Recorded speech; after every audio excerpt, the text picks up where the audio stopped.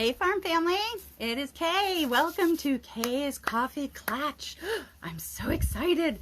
I apologize for all the backlighting. I didn't spend as much time getting the lighting ready as I expected to.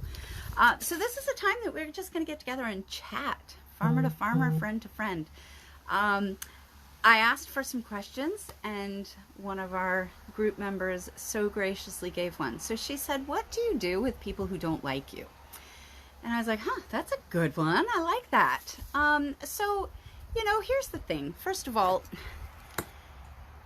when we're living in the world, there are always going to be people who don't like us. And so, we want to use that as information as opposed to judgment. So the first thing that I want to do if I get the feeling that somebody really doesn't like me is to ask myself a question and to say, okay, are you living the way you want to be living in the world? Are you living according to your deepest beliefs and values? Are you being kind? Are you being supportive? Are you being honest? Are you being trustworthy? Are you doing those things that you want to be known for doing? And let me tell you, sometimes that question right there stops the whole problem because you realize that, oh, maybe I've been not, unreliable. Maybe we've been scheduling dates together to get together and I keep canceling at the last minute or not showing. That's actually not a problem with your friend or the other person. That's actually kind of a problem with you.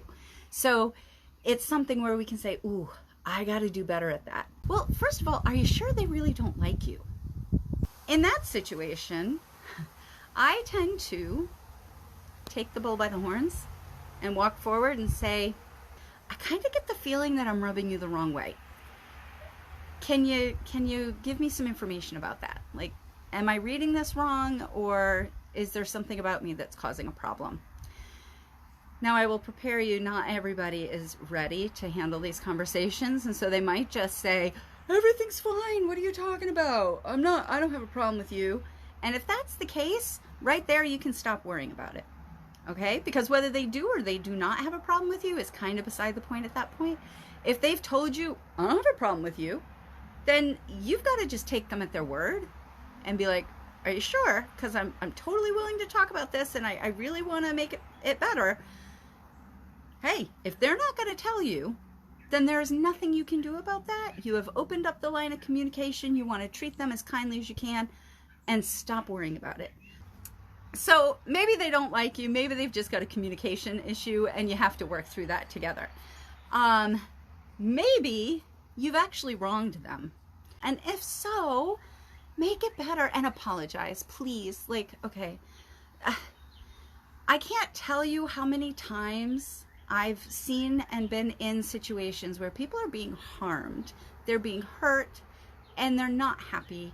And instead of it being something where people are being kind to each other, they're just being like, I'm going to ignore the fact that I did this wrong to you. We're not going to talk about it, and we're just going to let it blow over.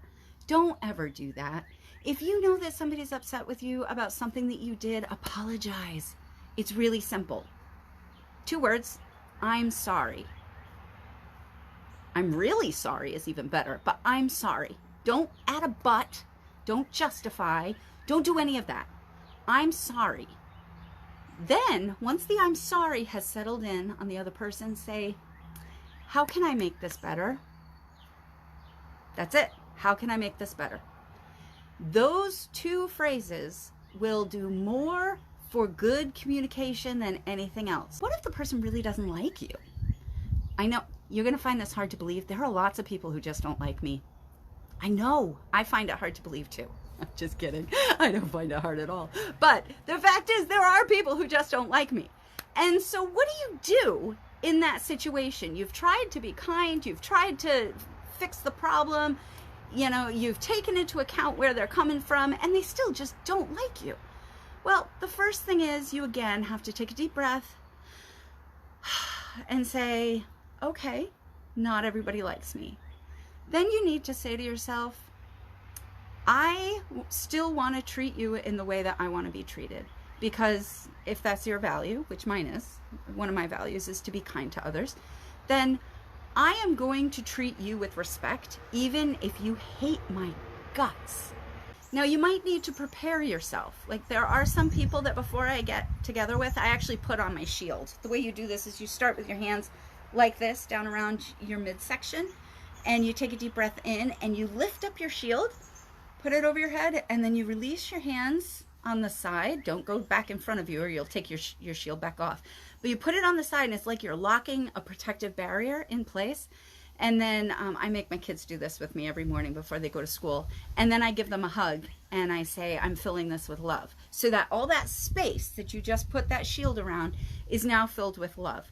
If you don't have somebody else giving you love, you can give yourself love and fill it with love by just doing this. It really does work. If you take a breath and do that, feels really good. I also pray and I ask God to fill it with love so that I am just fully surrounded by love before I go in. And I know that when I go in and that hatred starts coming at me, it is going to bounce off that shield and I can literally let the love that's in kind of seep out towards them, and I can picture that happening.